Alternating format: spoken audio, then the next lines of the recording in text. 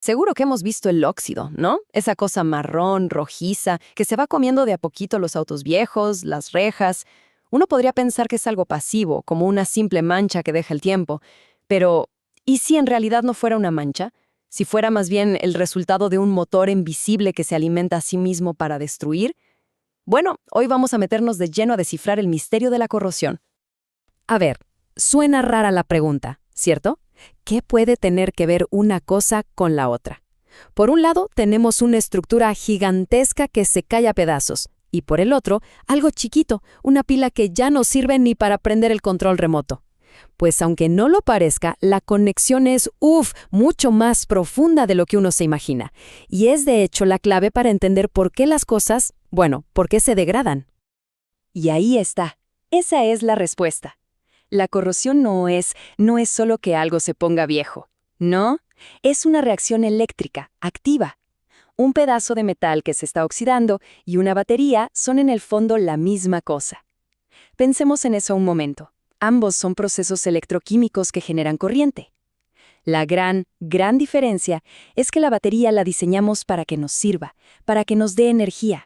El óxido, en cambio, es como una batería en cortocircuito que solo existe para autodestruirse. Bien, vamos a meternos más a fondo en esto. Para entender de verdad el misterio del óxido, primero tenemos que, examinar la escena del crimen, pero a un nivel microscópico. Hay que entender quiénes son los componentes de esta batería escondida. Ok, este es el concepto clave de todo, el corazón del asunto. Una celda electroquímica es, para que nos entendamos, una batería. Y cuando un metal se corroe, lo que pasa es que se convierte en millones de estas celdas microscópicas. Así que cada manchita de óxido es en realidad una diminuta fuente de energía que se alimenta a sí misma. Y su único trabajo es convertir el metal sólido y fuerte en ese óxido débil y quebradizo. Y bueno, dentro de cada una de estas mini baterías, tenemos a dos personajes principales. Pensemos en el ánodo como el villano de la historia. Es el lugar donde el metal literalmente se disuelve, soltando electrones.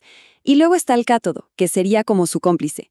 Este toma esos electrones que soltó el ánodo y los usa para empezar otra reacción. Por ejemplo, formar gas hidrógeno si estamos en un ambiente ácido.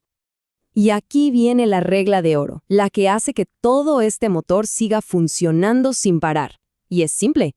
Los electrones no se pueden quedar ahí flotando, no se acumulan. Por cada electrón que el ánodo libera, exactamente uno, tiene que ser consumido en el cátodo. Es un equilibrio perfecto, ¿no? Una especie de danza destructiva de dar y recibir que garantiza que la corrosión siga y siga, sin detenerse. Ok, ya conocemos a los personajes. Ahora falta entender qué es lo que impulsa toda esta acción. O sea, ¿qué decide qué tan rápido se va a oxidar un metal?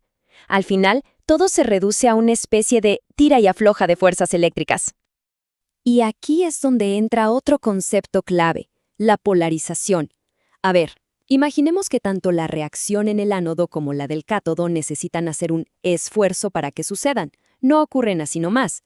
Bueno, ese esfuerzo o esa resistencia que ponen cambia su voltaje, su potencial eléctrico. La polarización es, básicamente, la medida de cuánto esfuerzo les está costando. Para visualizarlo, pensemos en esto. Antes de que empiece la corrosión, el ánodo y el cátodo están tranquilos, cada uno con su propio potencial estable. Como dos equipos en un juego de tira y afloja, cada uno en su extremo de la cuerda.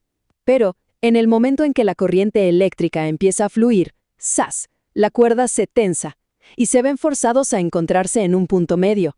El potencial del ánodo sube, el del cátodo baja, hasta que llegan a un punto de equilibrio, a un acuerdo. De hecho, una de las fuentes lo pone de una forma muy clara. Dice que la polarización es, sencillamente, esa desviación. Es la diferencia que existe entre el potencial que tiene un electrodo cuando está en reposo, tranquilo, y el potencial que tiene cuando está en plena acción, cuando la corriente de corrosión está fluyendo. Bien, hasta ahora hemos juntado todas las pistas, ¿no? Tenemos la celda electroquímica, el ánodo, el cátodo, la polarización. Ya están todas las piezas sobre la mesa. Ahora llegó el momento de unirlas para encontrar la prueba definitiva, la que nos va a decir, con exactitud, qué tan rápido se va a dar la corrosión. Y para ver esta batalla, los científicos usan algo llamado diagrama de Evans. Esta es como la herramienta principal para un experto en corrosión. Es un gráfico. El eje vertical nos dice el potencial eléctrico, o sea, la fuerza que tienen las reacciones. Y el eje horizontal, que está en una escala logarítmica, nos muestra la corriente, que no es otra cosa que una medida directa de la velocidad a la que ocurre la corrosión. A ver, vamos a construir uno para entenderlo. Paso 1. Dibujamos la curva de polarización para la reacción del ánodo. Es una línea que nos muestra que mientras más rápido se corroe, o sea, más corriente hay, su potencial va subiendo. Listo. Paso 2. Hacemos exactamente lo mismo pero para la reacción del cátodo. Mientras más rápido avanza esta reacción, su potencial va bajando. Perfecto. Ahora sí, ya tenemos las dos mitades de nuestra historia en un solo gráfico. Entonces, tenemos estas dos curvas en el gráfico. Representan todas las velocidades y todos los potenciales posibles para cada una de las reacciones. La pregunta del millón es, ¿cuál de todos los puntos de esas líneas es el que de verdad describe lo que le está pasando a un pedazo de metal que se está oxidando en el mundo real? La respuesta está justo donde las dos líneas se cruzan. Ahí. Ese punto de intersección es el único lugar en todo el diagrama donde se cumple esa regla fundamental de la que hablamos. La velocidad a la que el metal se oxida es exactamente igual a la velocidad de la otra reacción, la de reducción. Y además, las dos cosas pasan al mismo potencial eléctrico. Ojo, este no es un punto teórico, es el punto real, el punto operativo del sistema mientras está corroyendo. Y este punto de cruce nos da dos datos que son importantísimos. El primero, el potencial de corrosión, que los científicos llaman ECOR. Este es, ni más ni menos, el voltaje que podríamos medir en el pedazo de metal mientras está corroyendo. Y el segundo, la corriente de corrosión, o ICOR. Y este es el verdadero premio. ¿Por qué? Porque ICOR nos dice exactamente la velocidad a la que se está destruyendo el metal. Muy bien, hasta ahora hemos estado hablando de voltajes, de corrientes, que pueden sonar a conceptos un poco abstractos.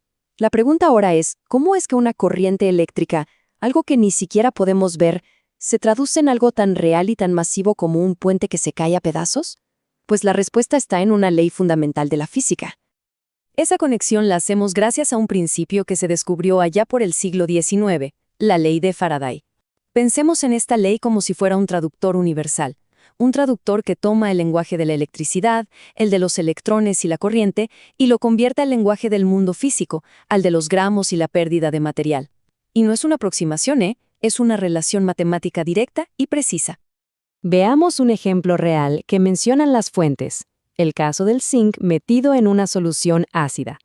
El diagrama de Evans para esa situación predice una corriente de corrosión, la famosa ICOR, de 1.76 microamperios por centímetro cuadrado.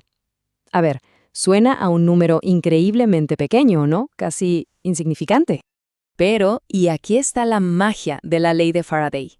Sabemos que esa corriente, por más minúscula que parezca, si es constante, significa que una cantidad muy específica, predecible y medible de zinc sólido se está disolviendo. Cada segundo, de cada día. Así que el punto central es este. Esa corriente invisible es la causa directa del daño que sí podemos ver. Y claro, entender cómo funciona este motor oculto no es solo para satisfacer la curiosidad científica, es mucho más práctico. Si podemos entender cómo funciona, entonces también podemos aprender a apagarlo. Todo el conocimiento que nos da el diagrama de Evans es en realidad nuestra mejor arma para luchar contra la corrosión. Y esto nos muestra perfectamente cómo lo hacemos. Miren, si la corrosión ocurre a un potencial muy específico, ese ECOR del que hablamos, ¿qué pasa si usamos una fuente de energía externa para forzar el potencial del metal y llevarlo a un valor mucho más bajo? Bueno, al hacer eso, hacemos que la reacción que disuelve el metal sea termodinámicamente imposible. Es como si empujáramos un péndulo tan lejos hacia un lado que ya no tuviera fuerza para volver al otro. Esta técnica existe, se llama protección catódica y se usa para proteger de todo, desde tuberías subterráneas hasta cascos de barcos. Esto nos deja con una idea bastante poderosa. ¿Qué pasaría si esos motores invisibles de la degradación que vemos por todas partes, en puentes, en autos, en rejas, en realidad no fueran algo inevitable? Y si, como acabamos de ver, fueran completamente controlables. El óxido deja de ser un final sentenciado para convertirse en un proceso que podemos entender y sobre todo que podemos detener.